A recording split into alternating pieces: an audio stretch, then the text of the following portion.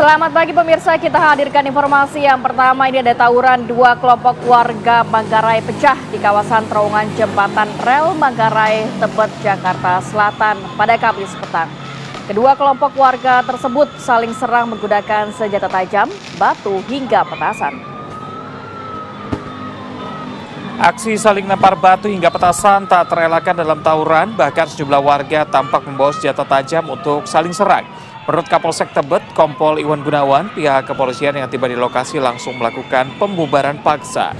Tidak ada korban luka maupun jiwa dalam aksi tawuran. Meski arus lalu lintas di sekitar lokasi sempat terhenti selama kurang lebih 30 menit, namun kondisi sudah kondusif dan arus lalu lintas kembali normal. Untuk mencegah aksi tawuran kembali terjadi, pihak kepolisian bersiaga di lokasi.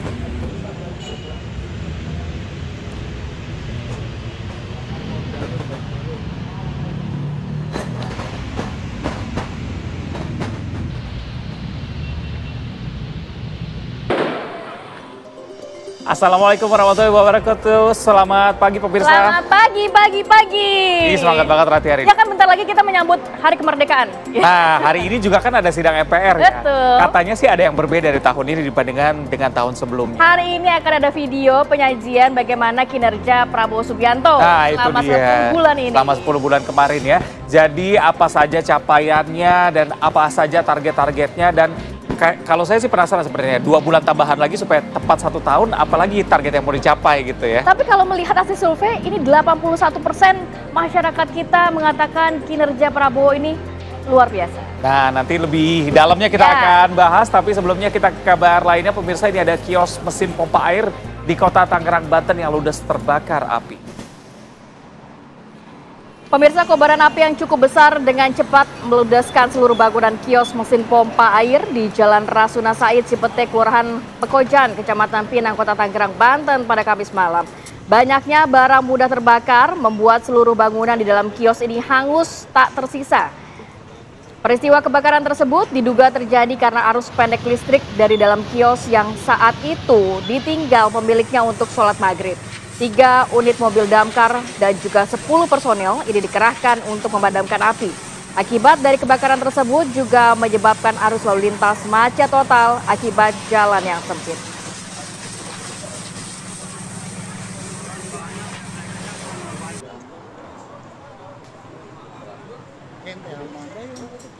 Masih dari wilayah Tangerang, Banten. Ini ada atap 2 orang kelas SDN Kedung Dalam 2, Kecamatan Mau, Kabupaten Tangerang, Banten ini ambruk pada Rabu pagi.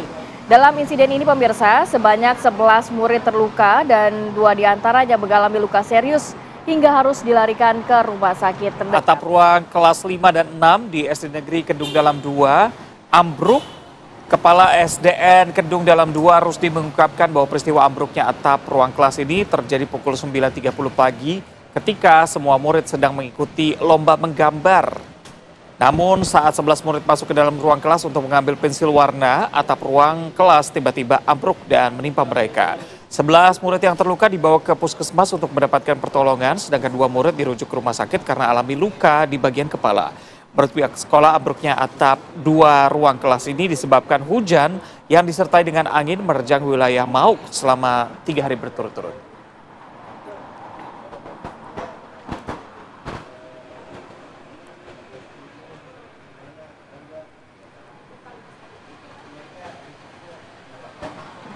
Kita ke kabar berikutnya pemirsa. Ada seorang ayah yang tega mencabuli anak kandungnya sendiri yang masih berusia 6 tahun di kawasan Taman Sari, Jakarta Barat.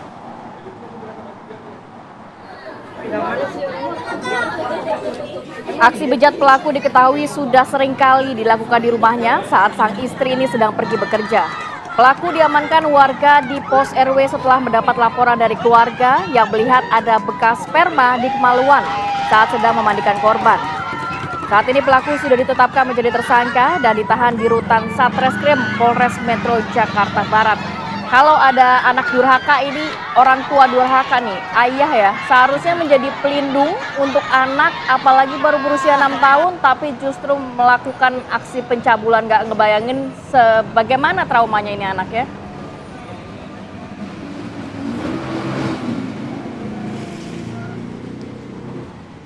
Kita geser pemirsa ke informasi selanjutnya, mencuri kabel sepanjang 200 meter milik salah satu stasiun TV nasional. Dua pelaku ditangkap aparat Satuan Reserse Kriminal Polres Metro Jakarta Pusat di rumah kontrakannya di kawasan Gambir, Jakarta Pusat.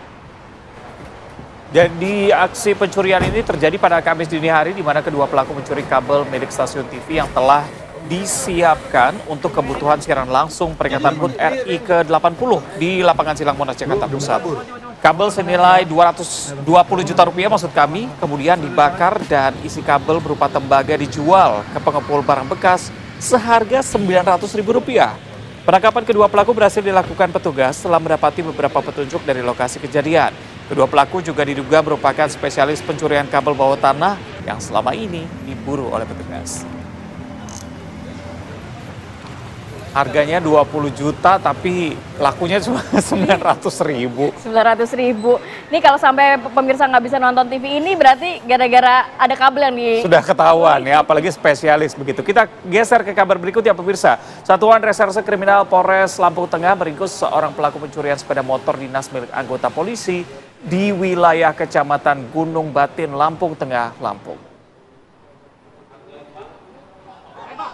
Beginilah saat penangkapan pelaku pencurian motor dinas anggota polisi. Ketika ditangkap ini pelaku sedang tertidur di mes pekerja perusahaan tebu. Peristiwa pencurian motor tersebut bermula saat korban yakni HK memarkirkan motor dinasnya di garasi rumah pada malam hari. Namun setelah ditinggal korban untuk masuk ke dalam, motor tersebut hilang dibobol pelaku. Kini pelaku telah ditahan dan juga barang bukti telah berada di Mapolres. Tersangka ini dijerat dengan pasal 363 KUHP tentang tindak pidana pencurian dengan pemberatan dan juga terancam hukuman penjara paling lama 7 tahun. Nih pelakunya nggak tahu kali yang diambil motornya polisi gitu kan. Cari perkara ini sih namanya. Masuk kandang macan ya. Iya.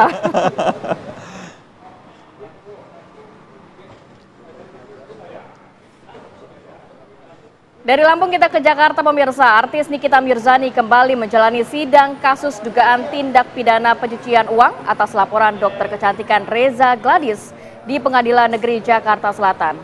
Jadi agenda sidang kali ini merupakan pemeriksaan lanjutan para saksi yang dihadirkan oleh JPU. Salah satunya Dr. Samira yang dikenal publik dengan nama Doktif alias Dokter Detektif. Dalam kesaksiannya, Doktif menjawab pertanyaan Nikita Mirzani soal mengulas produk kecantikan milik Dr. Reza Gladys yang menjadi pelapor dalam kasus ini. Menjawab pertanyaan dari Nikita, Doktif dengan lugas mengungkap adanya dugaan praktik penjualan yang tidak wajar. Doktif mengklaim mengetahui harga modal produksi yang sangat jauh dari harga jual produk tersebut di pasaran. Lebih jauh, Doktif mengungkap bahwa ia sebenarnya telah memberikan peringatan kepada pihak Dr. Reza Gladys. Mendengar kesaksian Doktif, Nikita Mirzani mengaku puas dengan persidangan kemarin. Sidang juga akan dilanjutkan pekan depan. Sidang kali ini tidak ada kehebohan seperti sidang-sidang sebelumnya. Biasanya ditunggu-tunggu selain juga fakta-fakta yang ditampilkan di pengadilan, tapi juga kehebohan yang juga ditampilkan di pengadilan ya. Nah itu dia, kalau berikut ini kita lihat. Ada apa tuh? Mudah-mudahan tidak ada kehebohan di sana ya, karena ada pantauan arus lalu lintas, di mana Brigadir Sarah sudah bersiap di sana di kawasan Simpang Pancoran, Jakarta Selatan. Selamat pagi Brigadir Sarah, bagaimana laporan lalu lintas di sana? Apakah ada kehebohan gitu?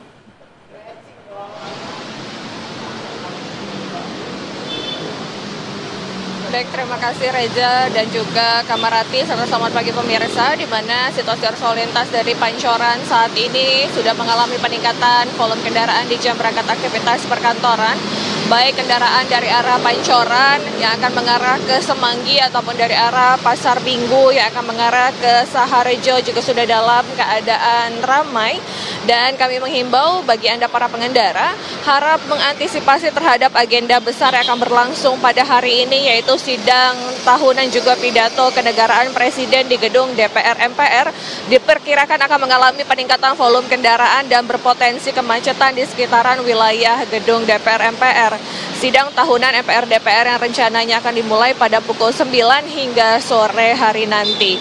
Rekayasa lalu lintas sudah dipersiapkan dan hanya bersifat situasional untuk pengamanan guna kelancaran arus lalu lintas. Kami menghimbau bagi Anda untuk menghindari ruas jalan di sekitaran kawasan DPR MPR dan mencari jalur alternatif lain untuk kelancaran selama perjalanan Anda. Dan pemirsa, untuk situasi arus lalu lintas dari arah Pasar Minggu ataupun Cawang yang akan mengarah ke Saharjo ataupun Tebet juga sudah dalam keadaan ramai. Peningkatan volume kendaraan juga terlihat pada kawasan ini dan pengendara diperkirakan dapat memacu kendaraan dengan kecepatan 40 km per jam. Dan dari arah Gatot Subroto yang akan mengarah ke Cawang ataupun Halim masih dalam keadaan ramai lancar. Dan dapat kami informasikan berdasarkan data IRSMS Korlantas Polri, angka kecelakaan lalu lintas di seluruh Indonesia 1 kali 24 jam terjadi sebanyak 250 kasus laka lantas dengan rincian 24 meninggal dunia, 23 luka berat, dan 336 luka ringan. Dari 250 kasus laka lantas tersebut, 38% terjadi dikarenakan kecerobohan pengemudi. Untuk itu kami menghimbau bagi Anda tertib dalam berlalu lintas dengan menaati rambu-rambu serta mengikuti arahan dari petugas kami yang berada di lapangan untuk keamanan dan keselamatan diri Anda ataupun pengendara jalan lainnya. Dan untuk informasi tentang kondisi arus lalu lintas, Anda dapat menghubungi call center kami di 1500669 ataupun melalui SMS Center di 9119. Stop pelanggaran, stop kecelakaan, keselamatan untuk kemanusiaan. Salam presisi, kembali ke studio. Makan bawang merah pakai nasi. Cakep. Brigadir Sarah, terima kasih. Cakep. Pemirsa, kita masih punya kabar-kabar lainnya untuk Anda, tapi kita akan jeda terlebih dahulu. Usai jeda kami hadirkan informasi mengenai DPRD Pati yang akan menggelar rapat pansus hak angket terkait dengan desakan pemakzulan Bupati Pati Sudewo. Selengkapnya usai jeda, tetap bersama kami.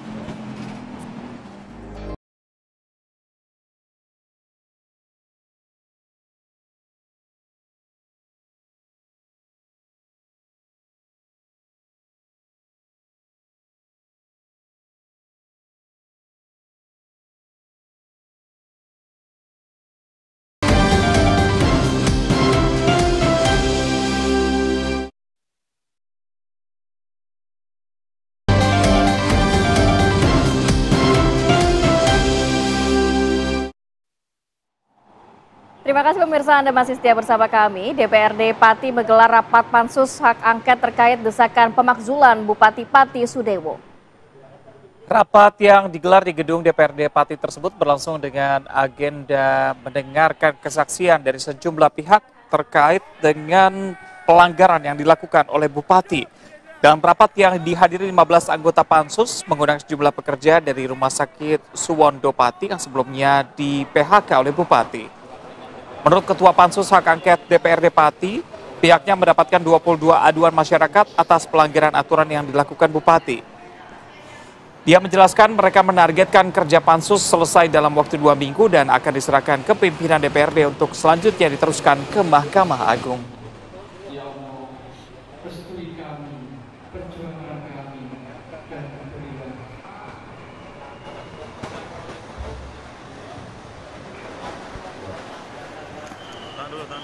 Masih dari Pati, pemirsa, polisi menangkap 11 orang yang diduga menjadi provokator dalam aksi demo Bupati Pati Sudewo. Belasan orang diperiksa secara intensif karena telah melakukan perbuatan anarkis.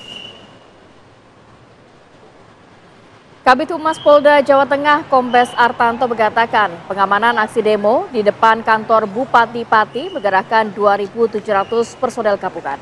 Kepolisian berusaha melakukan pendekatan secara persuasif kepada massa tetapi tidak diindahkan. Ada 11 orang yang menjadi provokator ini telah diamankan oleh pihak kepolisian dan polisi juga menyebut 1 kendaraan Polri dibakar massa dalam aksi tersebut. Dari demo ricuh di Pati ini sekitar 34 orang mengalami luka-luka dan tengah dirawat di rumah sakit.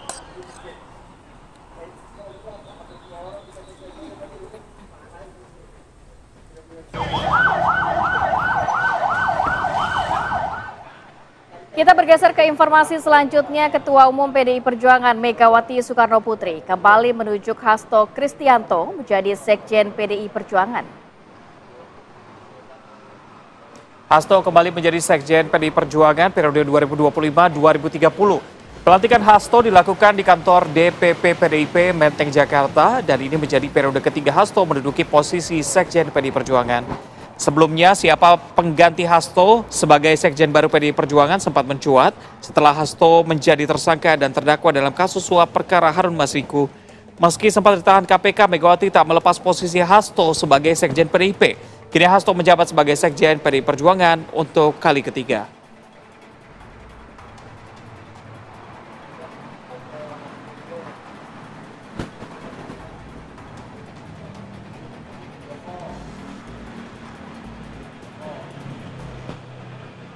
Nah, Rati, ini jelang 17-an memang berbagai persiapan terus dilakukan ya. Salah satunya oleh TNI nih. TNI Angkatan Udara yang terus memantapkan persiapan atraksi udara untuk perayaan HUT kemerdekaan ke-80 RI di kawasan Monas, Jakarta Pusat. Deru mesin pesawat Jupiter Aerobatic Team hingga pesawat tempur F-16 pun memecah langit Jakarta. Mereka ini berlalu lalang di atas Monas memamerkan formasi dan juga manuver. Selain pesawat tempur dan akrobatik, ada juga 6 helikopter yang membentuk formasi dengan mengibarkan bendera merah putih berukuran besar. Gak sabar nih ya, bagaimana besok tanggal 17 Agustus pertunjukan di udara. Nah, itu dia yang ditunggu yang biasa ditunggu-tunggu oleh masyarakat ya.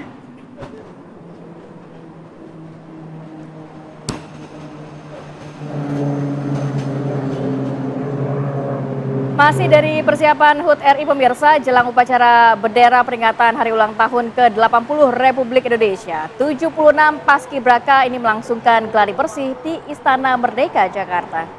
76 calon pasukan pengibar bendera pusaka ini terus melaksanakan latihan dan persiapan terakhir. Mereka merupakan 76 siswa terpilih yang melakoni beragam tahapan seleksi dari tingkat daerah hingga nasional. Para paskibraka ini merupakan putra-putri terbaik dari 38 provinsi yang melakoni rangkaian seleksi dan karantina. Nah, posisinya memang masing-masing belum diketahui ya, jadi persiapan harus dilakukan dengan matang karena nggak tahu tiba-tiba bisa siapa yang diberikan mandat dipilih ya, begitu ya. Baru tanggal 17 pagi biasanya kejutannya diberikan. Dekatnya berasa sampai sini loh.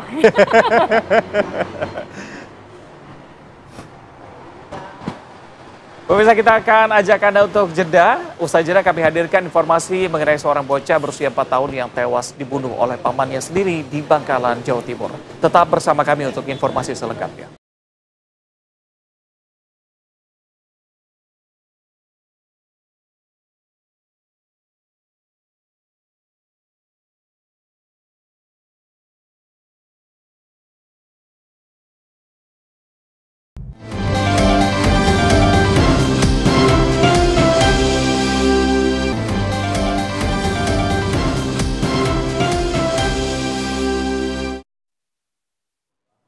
Terima kasih Anda masih bersama kami. Pemirsa, kecelakaan melibatkan 2 kendaraan di jalur nasional Pantura, Tuban, Jawa Timur. Seorang sopir mobil terjepit kabin mobil.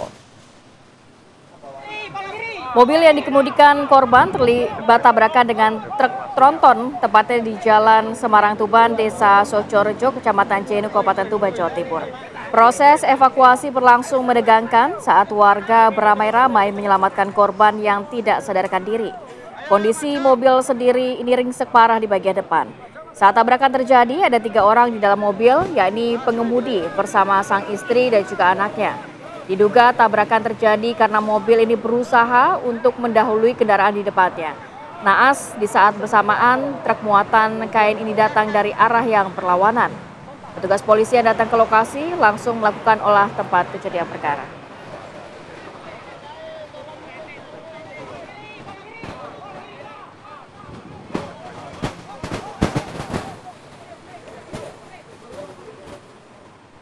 Pemirsa, polisi berhasil menangkap pelaku pembunuhan Dea Permata Karisma, yakni seorang ibu rumah tangga di Kabupaten Purwakarta, Jawa Barat.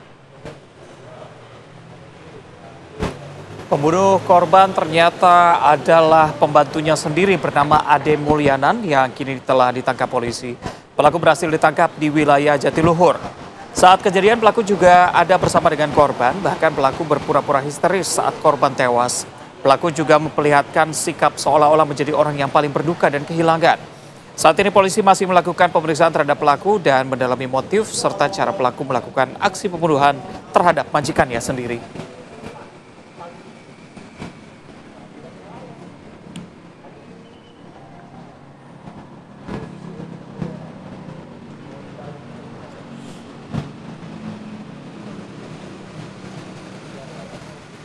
Kita bergeser ke Sumatera Barat, pemirsa. Oknum polisi menjadi pemasok pesta sabu di salah satu hotel di Kota Pariaman.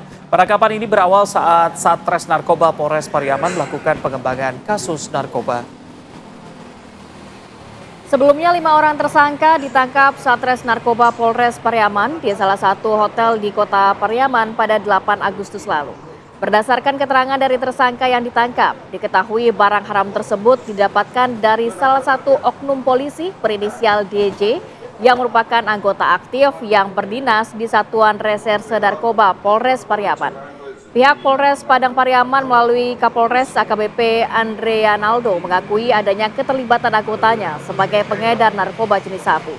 Saat ini kelima tersangka sudah dilakukan pemeriksaan intensif, sedangkan satu orang yang merupakan anggota polisi sudah diamankan pihak Propam Polda Sumbar untuk dilakukan pemeriksaan lebih lanjut.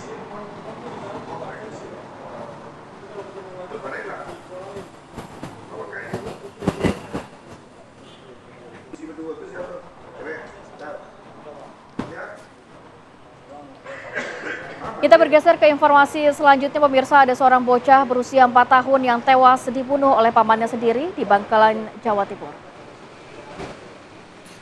Pembunuhan seorang balita berusia 4 tahun ini menghebohkan warga Dusun Layor, Desa Geger, Kecamatan Geger, Kabupaten Bangkalan.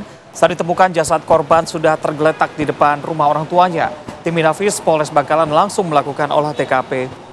Peristiwa terjadi saat pelaku datang ke rumah korban mencari istrinya. Karena tidak dapat bertemu dengan istrinya, pelaku malah mengamuk dengan merusak rumah dan melukai korban yang sedang digendong ibunya. Usai membunuh, pelaku kemudian kabur ke tengah hutan di desa sekitar dan kini telah berhasil ditangkap.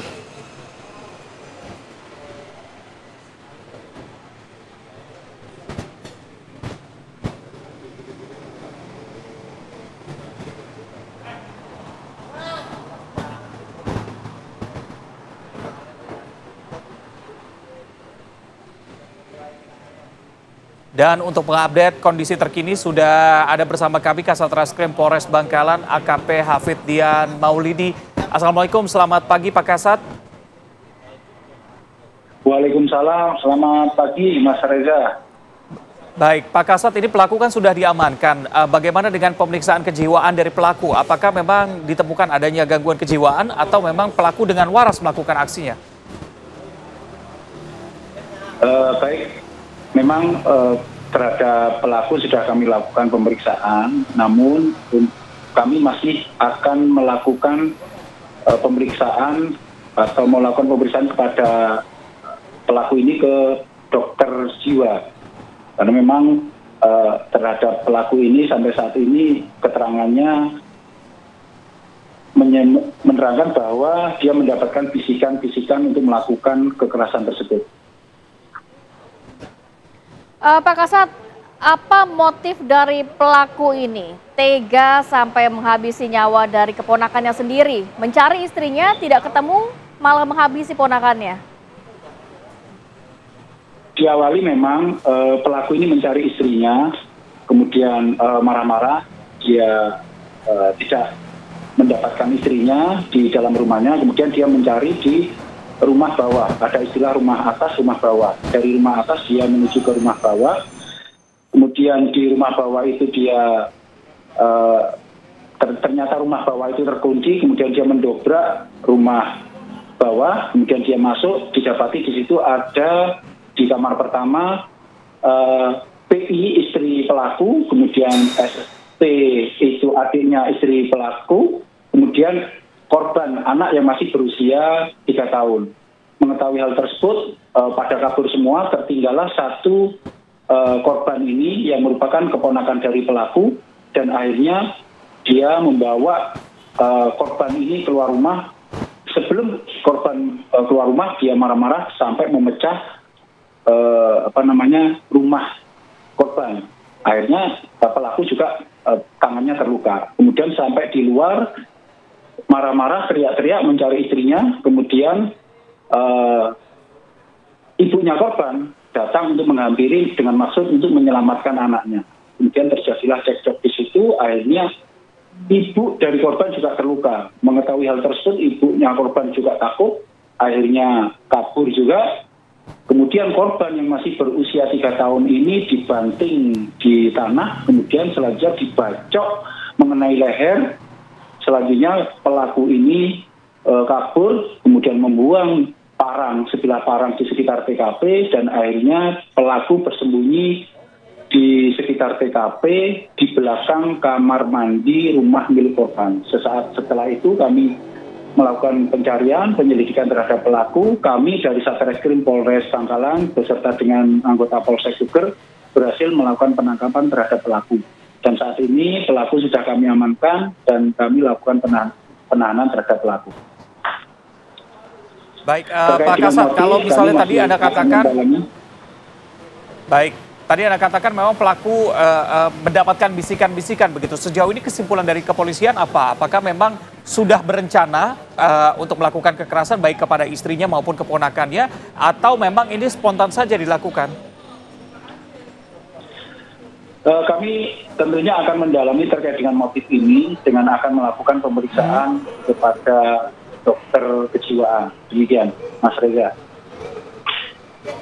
Pak Kasat, nantinya akan didalami terkait kejiwaan dari pelaku. Tapi saat pelaku ini melakukan aksinya, adakah di bawah pengaruh minuman ataupun minuman beralkohol ataupun obat-obatan, Pak? Dari pemeriksaan sampai saat ini belum ada indikasi ke sana, Mbak Rati. Senjata tajam yang digunakan pelaku ini didapatkan dari mana? Senjata tajam yang digunakan oleh pelaku ini merupakan milik pelaku yang berada di rumahnya pelaku. Oke, berdasarkan pemeriksaan pihak kepolisian, begitu bagaimana keseharian dari pelaku sendiri? Apakah memang sering melakukan tindak kekerasan? Dan apa tujuan untuk mencari istrinya begitu, Pak?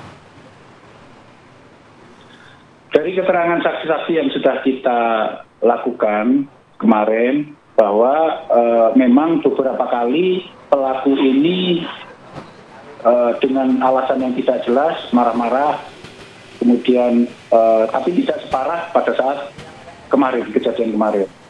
Beberapa kali memang seperti itu. Oleh karenanya kami akan melakukan pemeriksaan terhadap kejiwaan yang bersangkutan. Background pelaku sendiri seperti apa, Pak? Pekerjaannya dan sudah berapa lama menikah dengan sang istri? Pelaku ini backgroundnya atau latar belakangnya sebelum dia di Bangkalan ini dia pernah bekerja di Malaysia. Kemudian 1 tahun yang lalu kembali ke Bangkalan, namun saat ini masih belum bekerja. Jadi sehari-hari... Tapi tidak ada catatan kriminal ya, Pak, ya? Tidak ada catatan kriminal terhadap pelaku sampai sejauh ini. Baik, sejauh ini dari pihak keluarga seperti apa, Pak? Terutama orang tua dari korban, kondisinya seperti apa? Apakah memang ada pendampingan psikologis nantinya? Tentunya karena ini menyangkut dengan anaknya meninggal dunia, kami akan menyampaikan kepada ibunya khususnya apakah perlu adanya pendampingan dari psikologis atau dari yang lain demikian. Nantinya ancaman hukuman atau jeratan pidana kepada pelaku, pasal apa yang akan dikenakan, Pak? Pasal yang dikenakan terhadap pelaku yaitu pasal 80 ayat 3 junto pasal 76C Undang-Undang Perlindungan Anak dengan ancaman hukuman 15 tahun penjara. Baik, kami akan tunggu perkembangan selanjutnya. Terima kasih AKP Hafiddian Maulidi, Kasatreskrim Polres Bangkalan. Selamat pagi. Ya, selamat pagi Mas Reza. Pemirsa, kita akan jeda terlebih dahulu. Usai jeda kami hadirkan informasi mengenai Presiden Prabowo Subianto yang mengapresiasi kinerja kabinetnya. Menurut Prabowo, dalam 10 bulan terakhir, kabinet yang dikomandoinya berhasil dengan penuh karya kerja dan prestasi. Selengkapnya usai jeda, tetap bersama kami.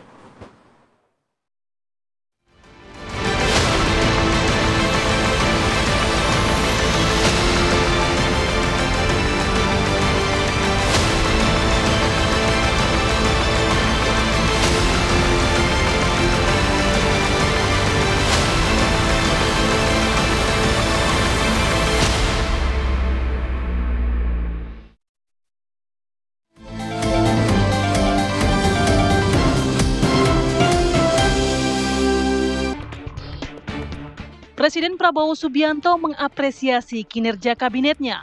Menurut Prabowo, dalam 10 bulan terakhir kabinet yang dikomandonya berhasil dengan penuh karya, kerja, dan juga prestasi. Hal itu terjadi berkat dukungan peran dan tugas para menteri. Target-target yang sudah dicanangkan pemerintah dapat tercapai secara kolektif. Salah satu program prioritas Presiden Prabowo adalah sekolah rakyat untuk masyarakat miskin. Selain itu, makan bergizi gratis yang sudah disebarkan ke berbagai daerah. Semangat bekerja secara kolektif di semua lini pemerintahan merupakan target Prabowo untuk berdaulat secara ekonomi dan pangan yang menjadi penentu kemajuan Indonesia. Tim TV One mengabarkan.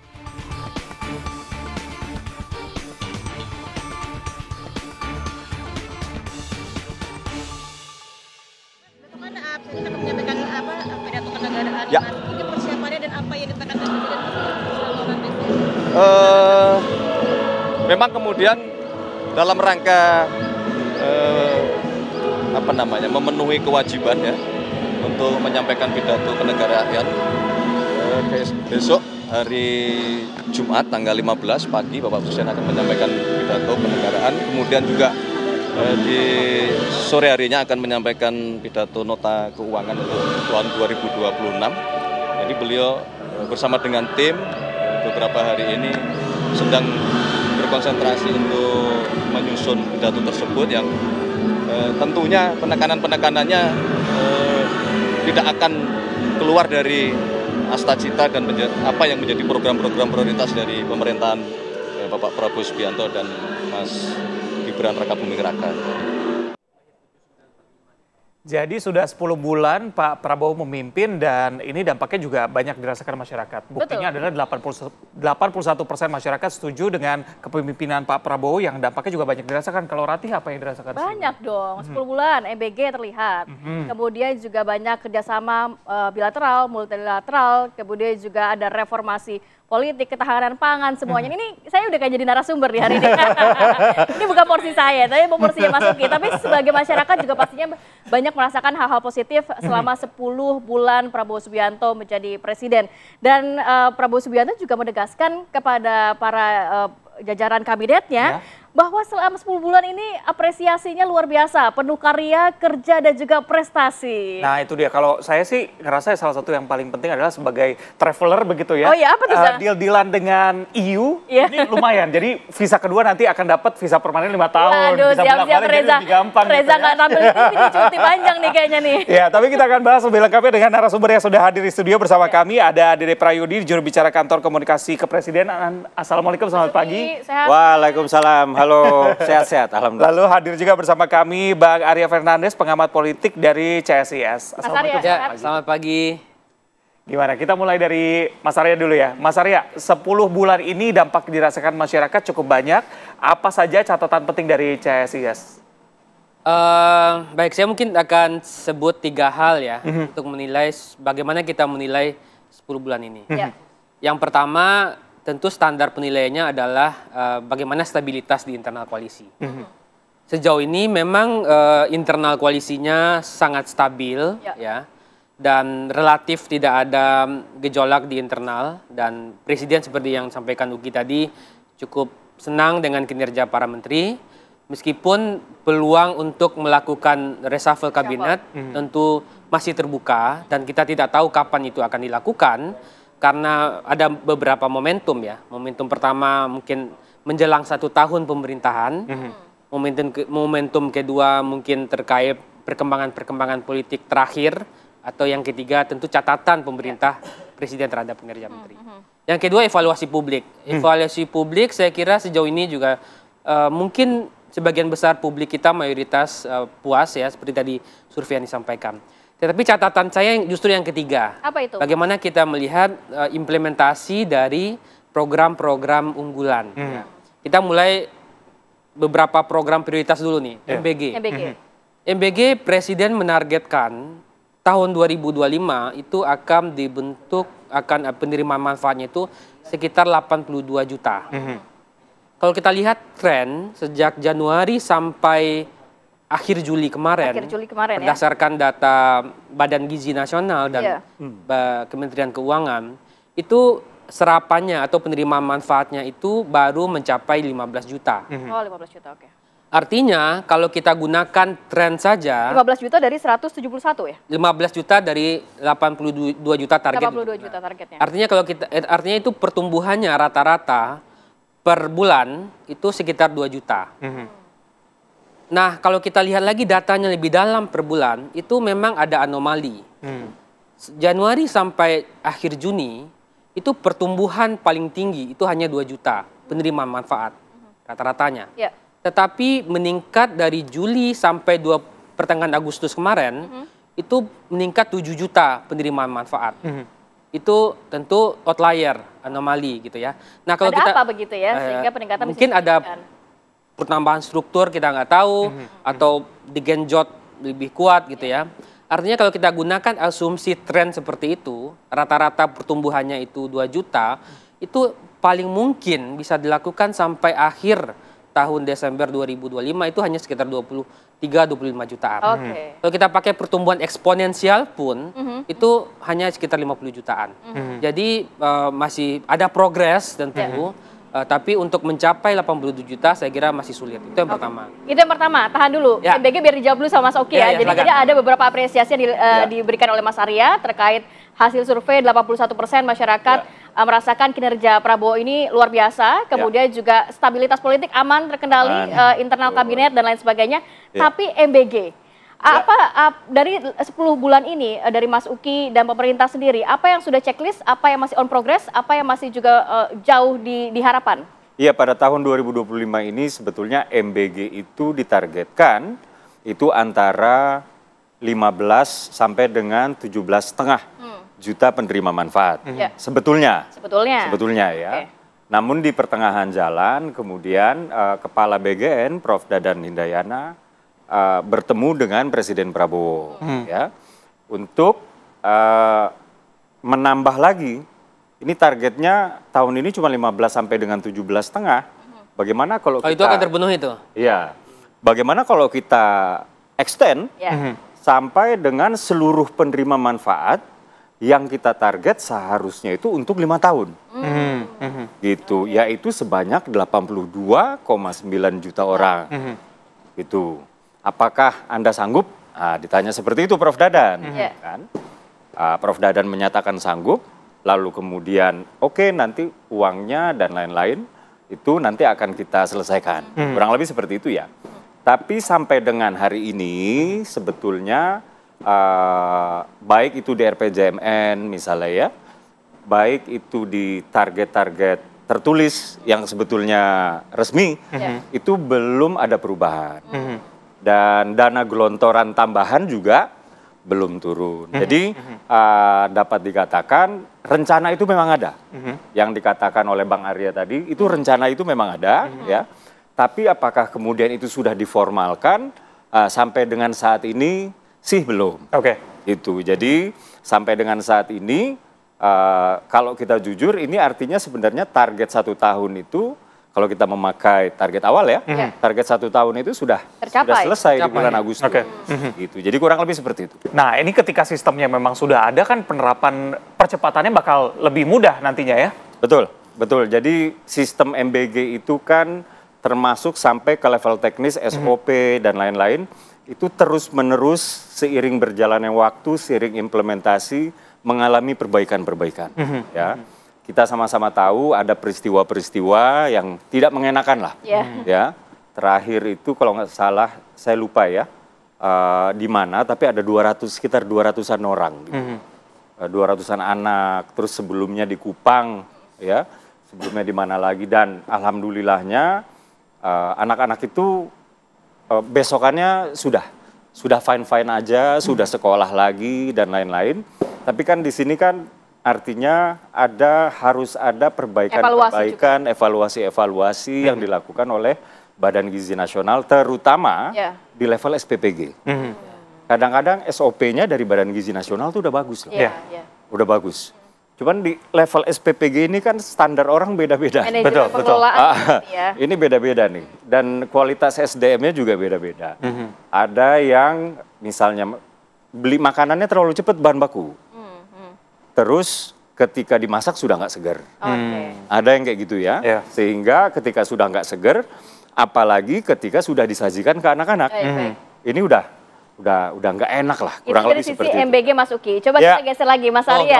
Poin pertama, poin kedua boleh dilanjutkan. Nah, yang kedua ini adalah tentu Koperasi Merah Putih. Ini modelnya beda sama MBG. Kalau Koperasi Merah Putih, dia itu proses pembentukannya itu dilakukan secara top down. Jadi ada perintah instruksi Presiden, surat edaran Menteri Koperasi, surat edaran Menteri Desa, dan dikirimkan ke semua kepala daerah. Jadi struktur pembentukannya sangat top down. Kepala daerah dilibatkan, gubernur, wali kota, sampai level paling bawah, kelurahan dan desa. Sementara MBG dia nggak melibatkan kepala daerah karena dia bentuk badan baru. Nah, yang menjadi menarik ini adalah 21 Juli kemarin, Presiden dan hampir seluruh menteri merilis data bahwa setelah dibentuk 80.000 Koperasi Merah Putih. Tapi itu catatan saya, itu baru di atas kertas. Karena itu hanya pembentukan legal saja. 80.000 itu. Tapi di lapangan belum? Di lapangan mungkin beberapa ada yang sudah berjalan. Tapi sebagian besar enggak. Itu hanya baru di atas kertas. Karena begini, karena surat edaran soal pembiayaan itu baru keluar beberapa minggu yang lalu. Nah, pembiayaan ini menarik ya. Pembiayaan Koperasi Merah Putih itu diambil, jadi Koperasi Merah Putih dapat meminjam dana 3 miliar sampai 5 miliar ke bank negara atau bank paling merah. Jadi kita bisa bayangkan 3 miliar sampai 5 miliar, 3 miliar saja dikali 80.000 itu artinya akan ada 24 triliun dana yang akan dikeluarkan oleh bank plat merah. Persoalannya adalah bagaimana soal kelembagaannya, bagaimana soal kapasitas pengawasannya juga kapasitas orang-orang lokal untuk melakukan itu. Dan bagaimana kalau Koperasi Merah Putihnya rugi? Nah, itu nggak ada di peraturan Menteri Keuangan. Jadi bahkan yang menarik ini begini, kalau Koperasi Merah Putih tidak bisa, jadi kan ini pinjaman 6 tahun ya. Kalau 3 miliar dibagi 6 tahun itu kan per bulannya sekitar 40 jutaan. Plus margin 6%, Koperasi Merah Putih harus bayar ke bank sekitar 45 jutaan. Kalau mereka tidak bisa bayar, itu yang akan diambil justru adalah dana desanya. Jadi ada klausul di sana. Kalau misalnya tidak ada kredit macet, itu dianggap penyaluran dana desa. Jadi nggak dianggap rugi. Nah, jadi ini bisa masalah ke depan. Kenapa? Karena ini akan memangkas mengambil dana desa. Yang sebenarnya kedua, sudah ada pos-posnya, nanti ada pembangunan di desa seperti apa. Yang kedua, kalau gagal, saya baca itu peraturan edaran Menteri Koperasi, Menteri Desa, Menteri Keuangan itu nggak ada tuh. Bagaimana kalau ini gagal? Bagaimana pengambilan dananya? Itu tidak ada. Jadi ke depan kalau ini nggak diperbaiki, kita akan mengalami kerugian yang banyak, saya kira. Bang Uki gimana? Ya, itu betul ya. Itu betul. Koperasi Kopdes Merah Putih, Kopdeskel Merah Putih, ini diniatkan memang untuk memotong simpul dari rantai pasok yang tidak diperlukan, kurang lebih seperti itu ya, supaya rentenir-rentenir, tengkulak-tengkulak itu tidak bisa mengendalikan harga, terutama harga-harga komoditas yang kaitannya dengan hajat hidup para nelayan, petani dan lain-lain. Nah, terkait dengan establishmentnya atau penerbitan si koperasi tersebut ya, betul bahwa kemarin yang di-launching oleh Presiden itu adalah kelembagaan. Jadi status hukumnya sudah jelas ya, kemudian kedudukannya juga sudah ada, terus dia secara fisik sudah hadir di mana itu juga sudah jelas dan lain-lain. Dan betul bahwa ada yang belum beres di sini ya, maka belum di-launching gitu, yaitu pertama adalah kaitannya dengan pembiayaan. Ya, financingnya ini belum beres nih, masih didiskusikan, masih dinegosiasikan ya terkait dengan dananya dari mana ya. Terakhir Bang Arya, itu pinjamannya itu bisa dari dana bergilirnya Kementerian Koperasi. Cuman memang tetap ini harus ada jaminan gitu, dan penjaminnya siapa? Nah, ini atau dana penjaminnya itu dari mana? Inilah yang belum final nih. Masih digodok berarti final. Masih digodok. kelihatannya para kepala desa itu tidak terlalu setuju kalau dana desa dipakai sebagai untuk penjamin. Menalangi ya. Menjadi penjamin. Dan nggak menalangi juga, dia habis. Kalau kita lihat peraturan, untuk membayarkan justru ya. Harus membayarkan ya. Nggak cukup saldonya, kan ditaruh di bank penjamin ya, bank rekening dana desa, mau saya potong ya. Jadi kalau misalnya nggak ada saldonya, itu dianggap penyertaan dana desa. Jadi hilang. Jadi kelihatannya para kepala desa masih keberatan lah, masih keberatan. Terus yang kedua adalah bisnis model ya. Untuk sekarang ini kita sudah ada beberapa klaster ya, ada 7 ya. Koperasi yang kaitannya menjual obat-obatan untuk kesehatan, ada yang untuk sembako, ada yang untuk dan lain-lain, itu ada 7. Akan tetapi memang itu kan nggak cukup. Harus ada bisnis model yang jelas, terus abis itu capital outflow dan lain-lain lah gitu ya. In the end this is business juga ya.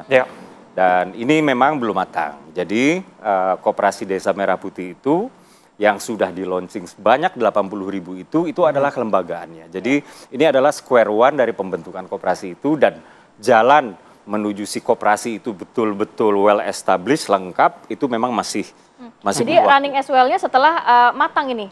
Iya. Cuman sudah ada beberapa yang memang sudah matang, tapi kami belum berani mengklaim bahwa yang 80.000 itu sudah matang. Gitu. Cuman sudah ada beberapa yang sudah matang, sudah ada. Karena kan sebagian dari koperasi ini adalah koperasi existing. Gitu.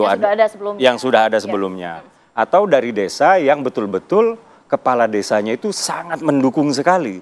Dan rakyatnya itu mau urunan juga buat koperasinya. Ada yang kayak begitu juga ada. Tapi kan nggak semua desa itu kan sama. Betul. Jadi kami tidak bisa mengklaim bahwa yang 80.000 itu yang sudah established banget gitu ya.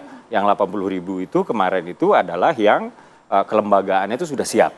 Sudah siap. Walaupun sudah ada koperasi-koperasi yang sudah running well. Nah, kalau kita ngomongin soal anggaran, salah satu highlight dari kepemimpinan Pak Prabowo ini adalah efisiensi anggaran. Nah, untuk lebih lengkapnya kita akan bahas usai jeda. Tetap bersama kami di Apa Kabar Indonesia Pagi.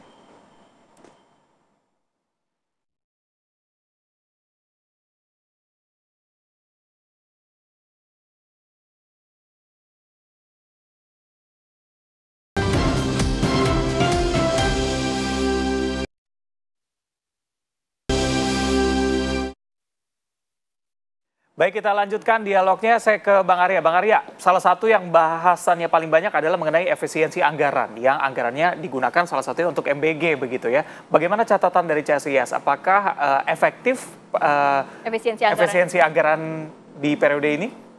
Ya, kalau kita lihat postur APBN-nya memang government spending-nya banyak terkonsentrasi, bukan banyak terkonsentrasi ya, banyak kemudian beberapa program dilakukan efisiensi untuk mendukung program MBG. Dan kalau kita lihat juga efisiensi ini juga tidak hanya terjadi di KL di tingkat pusat, tapi juga di daerah.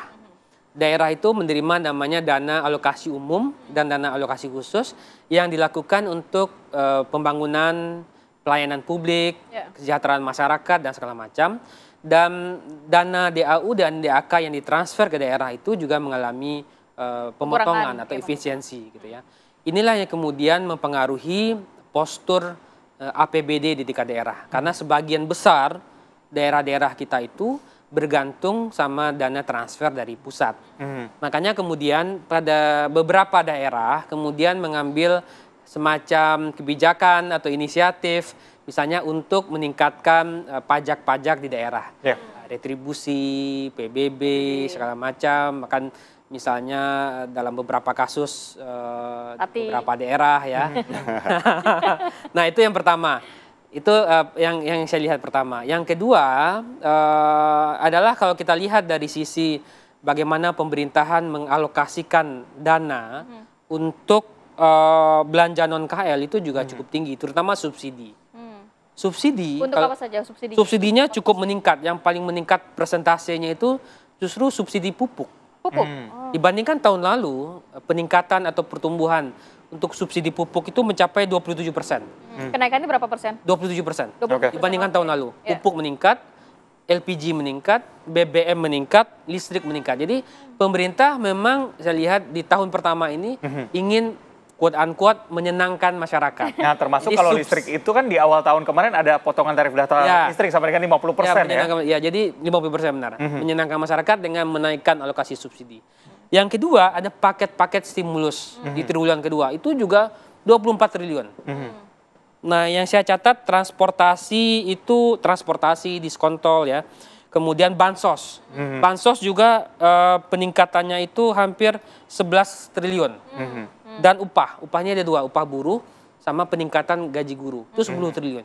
Jadi 1 tahun pertama ini memang menunjukkan pemerintah ingin memberikan alokasi yang besar kepada rakyat. Masyarakat. Mas Uki, efisiensi dan alokasi anggaran yang tadi Mas Arya sampaikan. Ya, jadi misalnya untuk MBG ya. MBG betul, dia dinikmati oleh seluruh anak dari seluruh kalangan, seluruh status sosial ekonomi. Artinya nggak hanya yang miskin. Ya. Katakanlah seperti kelas menengah dan menengah atas juga kebagian untuk anak-anaknya ya. Tapi ingat, MBG itu bukan hanya soal makanan yang sudah dihidangkan. MBG itu soal membeli bahan baku. Ya. 85% dari 71 triliun yang sudah dianggarkan buat MBG itu untuk beli bahan baku. Dan itu angkanya berarti 60 triliun. Ya. Bayangkan ya, dari 71 triliun ini 60 triliun itu berputar-putar di perdesaan yang ada pertanian. Yang ada kampung-kampung nelayan, yang ada perkebunan-perkebunan dan juga ada peternakan-peternakan. Jadi MBG itu kembali lagi ya, dia memang untuk semua ya. Tapi uangnya itu untuk masyarakat di piramida yang lapisan paling bawah. Itu untuk MBG ya. Kalau untuk subsidi pupuk, nah ini sebenarnya komitmennya itu masih sama. Naiknya cukup besar loh subsidi. Sangat. Subsidi pupuk itu 20 triliun ya. Sebesar 9,5 juta ton.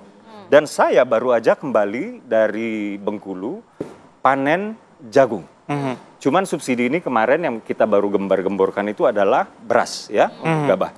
Jadi petani itu sekarang bukan hanya kapasitas produksinya meningkat loh. Tapi dia juga happy. Kenapa? Ketika mereka sedang melakukan aktivitas produksi.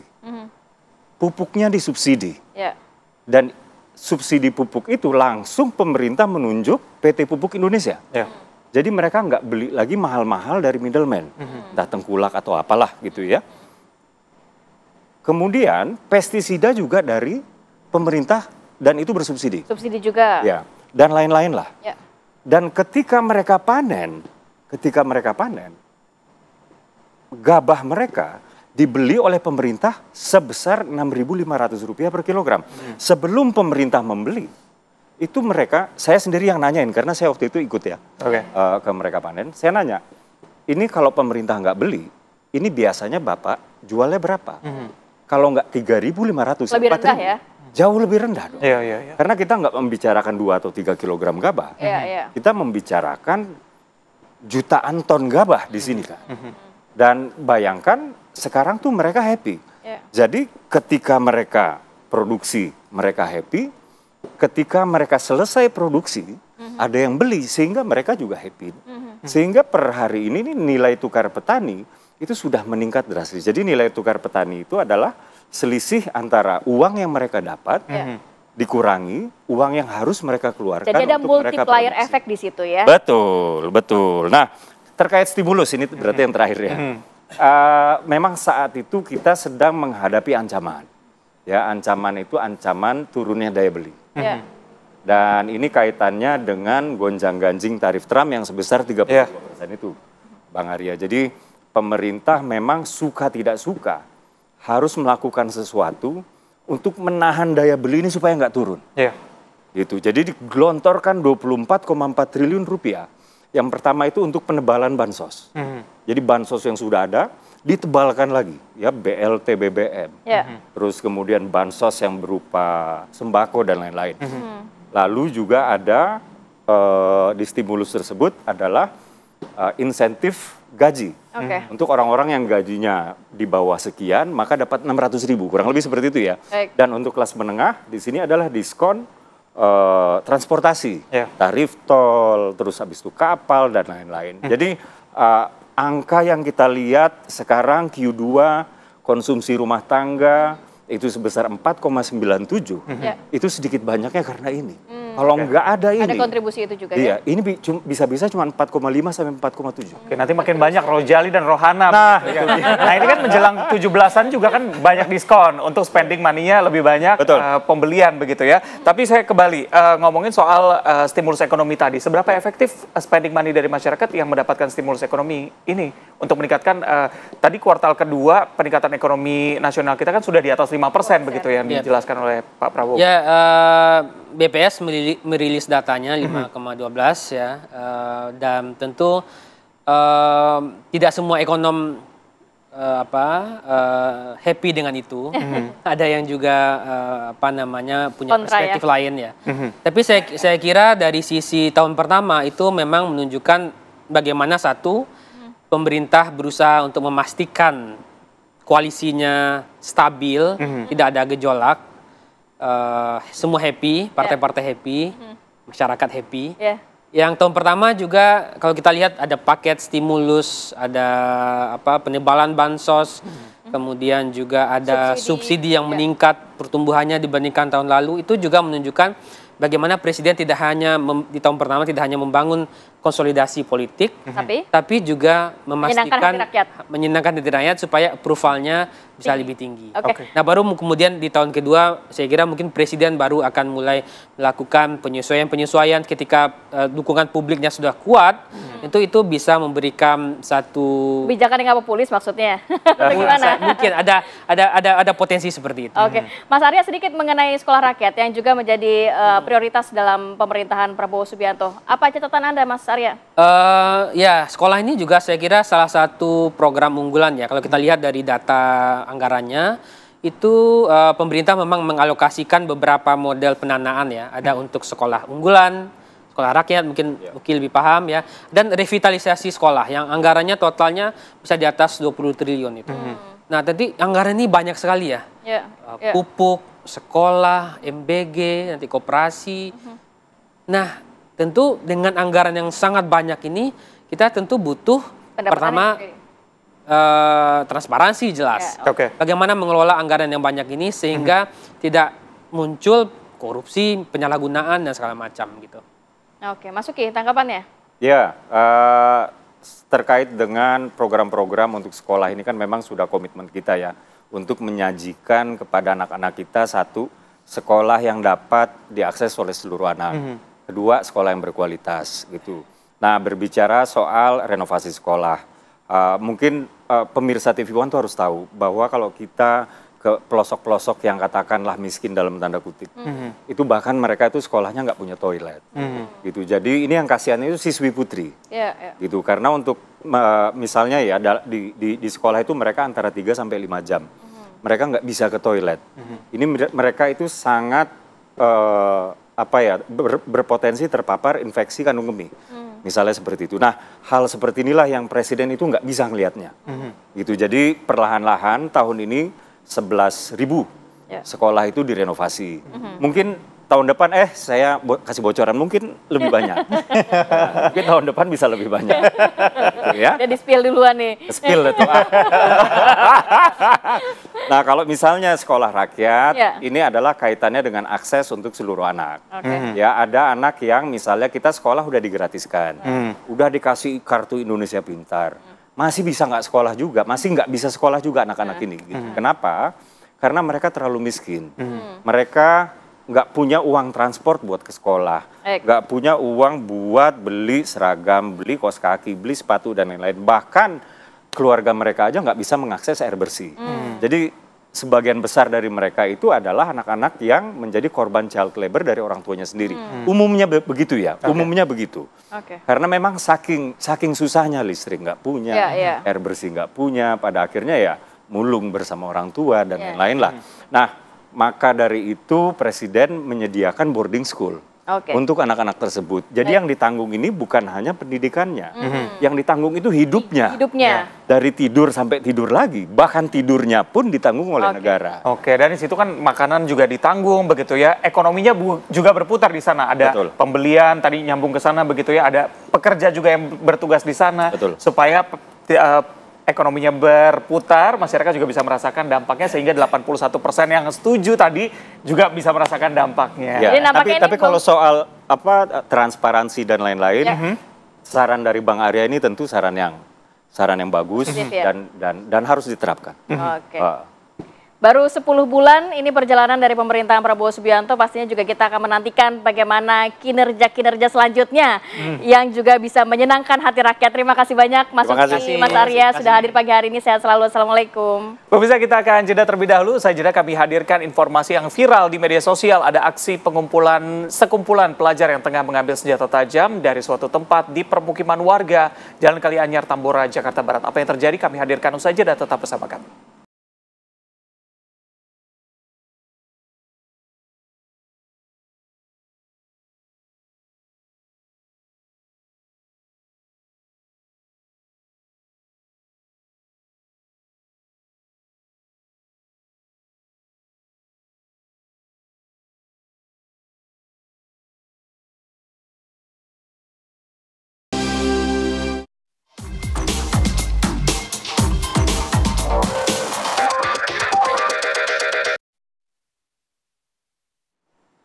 Pemirsa, viral di media sosial, aksi sekelumpulan pelajar tengah mengambil senjata tajam dari suatu tempat di pemukiman warga di Jalan Kalianyar, Tambora, Jakarta Barat. Diduga sajam tersebut digunakan untuk melakukan aksi tawuran. Inilah rekaman video milik warga yang memperlihatkan sekumpulan pelajar yang masih menggunakan seragam sekolah dengan menggunakan sepeda motor. Mereka mengambil berbagai jenis senjata tajam di pinggir jalan. Usai mengambil senjata tajam, para pelajar yang berjumlah sekitar 20 orang ini langsung memutar arah kendaraannya meninggalkan lokasi. Menurut keterangan dari saksi mata, terlihat para pelajar sempat melemparkan senjata tajam dari balik tembok pemukiman yang berdampingan dengan jalur kereta. Usai melemparkan, para pelajar tersebut kemudian datang beramai-ramai mengambil kembali senjata tajam tersebut. Mendapatkan laporan dari warga, kepolisian unit Reskrim Polsek Tambora bergerak dengan cepat mendatangi dan menyisir lokasi. Polisi juga menyelidiki identitas sekolah para pelajar tersebut. Ini juga harus didalami polisi, siapa pemilik senjata tersebut dan sudah berapa lama pemasoknya, betul. Dan apakah warga sudah lama juga mengetahui hal ini atau baru ya? Karena memang sebenarnya tawuran pelajar ini meresahkan ya, bahkan lebih meresahkan ini pelajar zaman sekarang membawa senjata tajam, melukai tidak hanya lawan dalam tawurannya, tapi warga sekitar juga ya. Iya, padahal banyak sekali warga yang tujuannya untuk melerai gitu, malah bisa menjadi korban di sana. Dan mungkin salah satu faktornya adalah mudahnya komunikasi untuk janjian di mana mengambil senjata tajam tadi, begitu, berjanjian bertemu dengan tanda kutip lawannya. Kayaknya anak-anak zaman sekarang nih, pelajar-pelajar harus dikasih kegiatan yang lebih banyak. Biar gak ada waktu luang untuk hal-hal negatif nih, kayak tawuran kayak gini kan. Mungkin ekskulnya dibanyakin, les-les bimbelnya, les bahasa biar bisa cas-cicus begitu ya, bahasa asing. Sekolah rakyat mungkin bisa menjadi solusi karena mereka boarding school, begitu full day school, selalu berada di sekolah begitu ya, pengawasannya juga lebih ketat dengan pihak sekolah dan juga para pelajar ini. Jadi memang sebenarnya ini salah satu potret pekerjaan rumah di dunia pendidikan kita. Betul, Rati, kalau kita membahas mengenai lokasi ya, ini beberapa lokasi di Jakarta tepat menjadi tempatnya para pelajar melakukan aksi tawuran. Tambora, Jakarta Barat. Kalau kita di Jakarta Timur, ada di sekitar kawasan BKT, dekat kawasan Jalan Basura, begitu. Atau kalau kita bergeser ke Jakarta Selatan ya, di kawasan Manggarai itu sering sekali menjadi titik-titik. Kalau kita lihat juga beberapa lokasi ini dekat dengan rel kereta api. Manggarai dan juga Tambora ini mungkin ada hubungannya karena kalau kita lihat tadi mereka menyembunyikan senjatanya di sekitar situ begitu. Mungkin karena memang kurangnya pengawasan, tidak ada CCTV di sekitar lokasi. Mungkin ini menjadi salah satu faktor di mana para pelajar memanfaatkan kelengahan dari pengawasan di sekitar lokasi itu ya. Mungkin bisa ditambahkan CCTV di area-area tersebut yang mungkin bisa menjadi tempat para pelajar ini untuk menyimpan senjata tajam ya saya. Betul. Sebenarnya balik lagi yang Rati bilang, bisa diisi waktu-waktu luang mereka dengan hal-hal positif. Tapi begitu ya. sebenarnya dari zaman kita, ini tawuran pelajar ini udah jadi masalah nih. Memang harus benar-benar sampai ke akarnya. Gimana caranya pelajar kita jangan sampai tawuran lagi ya? Iya, bisa mungkin fokusnya untuk bersaing dalam hal-hal prestasi akademik begitu ya, bisa disalurkan ke sana begitu ya. Kalau misalnya memang ingin berlatih bela diri kan juga ada bisa taekwondo begitu ya. Semuanya juga bisa ada disalurkan masing-masing sesuai dengan minat dan bakatnya ya.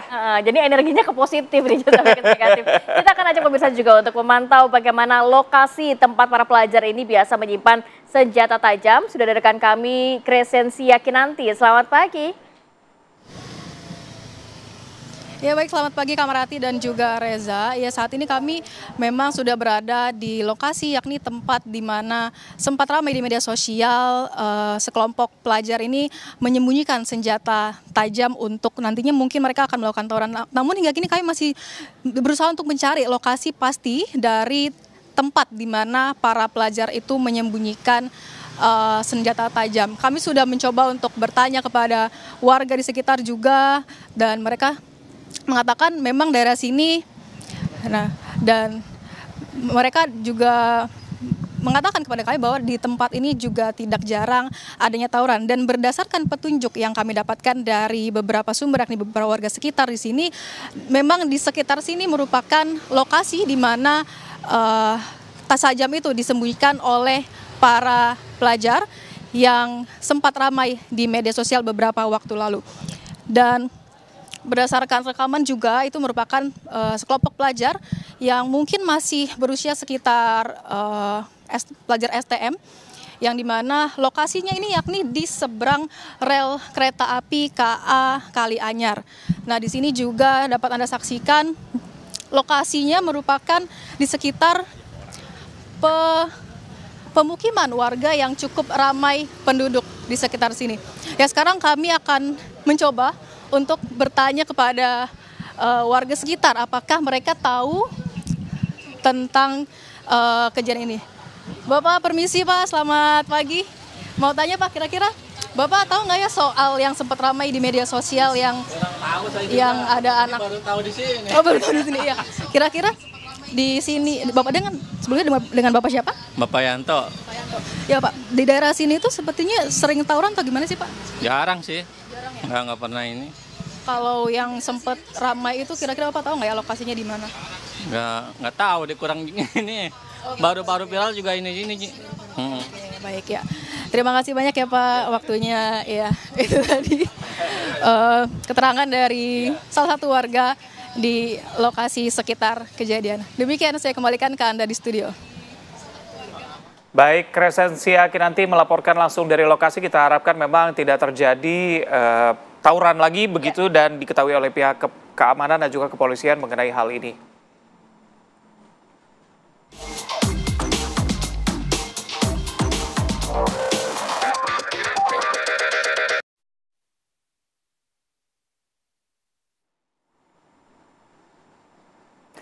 Baik, kita akan jeda terlebih dahulu. Pemirsa, usai jeda kami hadirkan bagaimana persiapan mengenai sidang tahunan MPR RI tahun ini. Seperti apa persiapannya kami hadirkan usai jeda, tetap bersama kami.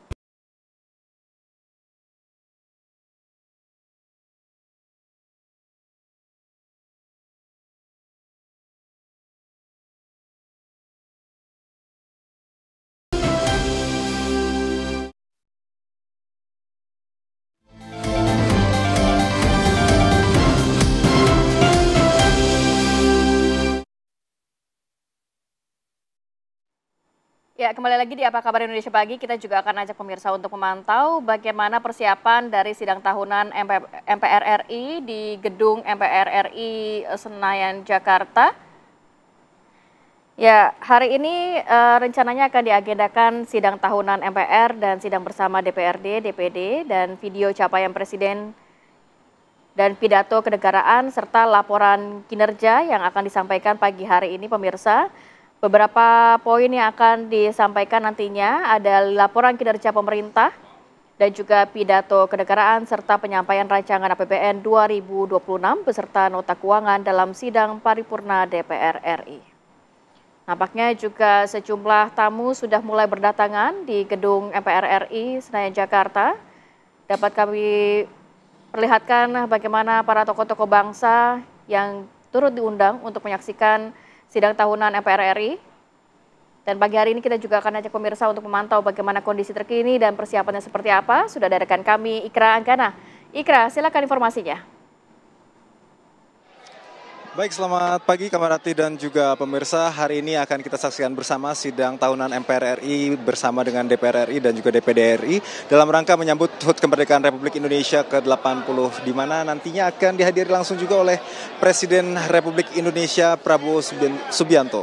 Dan untuk situasi pagi hari ini nampaknya para anggota Dewan, anggota DPR RI, MPR RI ini sudah mulai merapat ke gedung Nusantara 1, Komplek Parlemen Jakarta Pusat untuk menghadiri sidangnya secara langsung. Di mana sidang sendiri dari informasi yang kami terima ini akan dimulai sekitar pukul 9 waktu Indonesia Barat, pemirsa, dan nantinya pidato kenegaraan yang disampaikan oleh Presiden Prabowo Subianto ini akan disampaikan sekitar pukul 10.30 waktu Indonesia Barat. Sidang hari ini terbagi ke dalam dua sesi, di mana di sesi pertama ini adalah penyampaian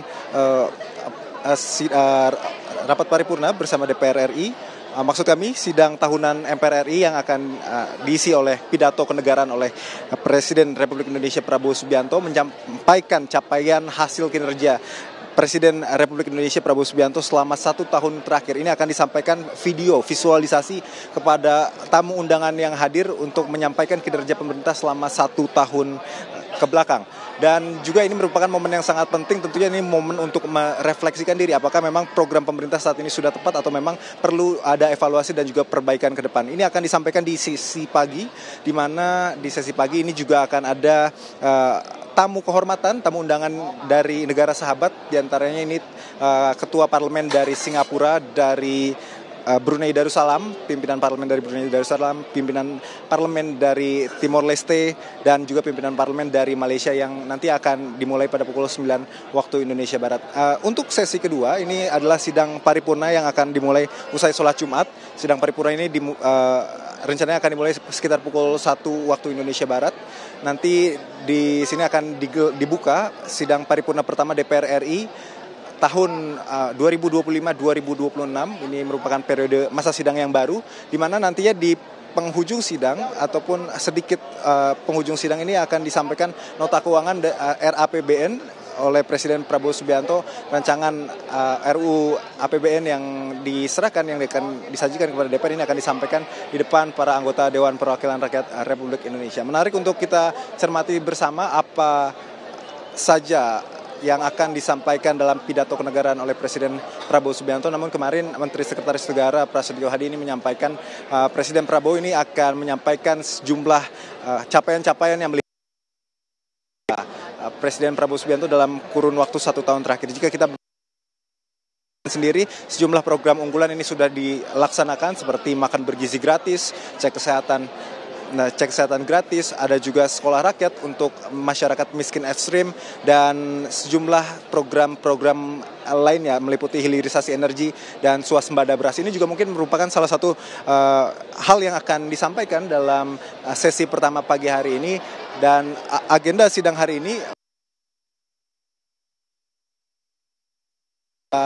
Susilo Bambang Yudhoyono, maksud kami Presiden ke-7 Republik Indonesia Joko Widodo dan juga Presiden ke-6 Republik Indonesia Susilo Bambang Yudhoyono. Untuk yang sudah dikonfirmasi hadir, tadi dari Sekjen Herman Khoiron menyampaikan Presiden ke-6 Republik Indonesia Susilo Bambang Yudhoyono ini sudah tiba di gedung DPR MPR, dan nanti kita akan saksikan bersama apakah Presiden Joko Widodo ini tiba pukul berapa dan akan agenda rapat tahunan di gedung DPR MPR Senayan Jakarta Pusat pada hari ini. Rati. Baik, Ikra, terima kasih banyak atas informasinya langsung dari persiapan sidang tahunan MPR RI. Tadi dikatakan sejumlah pejabat negara, kemudian juga mantan presiden, yaitu Presiden ke-6 dan juga ke-7 RI yang akan tiba juga di MPR RI dan juga kita masih akan menantikan nanti ada video pencapaian kinerja dari Presiden Prabowo Subianto, pidato kenegaraan dan juga RAPBN tahun 2026. Nah, berkaca pada tahun-tahun sebelumnya kan biasanya menggunakan pakaian daerah begitu ya, kepala negaranya. Tapi kita ada presiden baru, apakah nanti Pak Prabowo juga menggunakan pakaian adat mana? Nah, itu kita tunggu nanti ya. Dan informasi ini juga sekaligus akan menutup jumpa kita pagi ini. Saya Reza Balawel. Saya Kamarati Kusuma, pamit undur diri. Terima kasih dan sampai jumpa.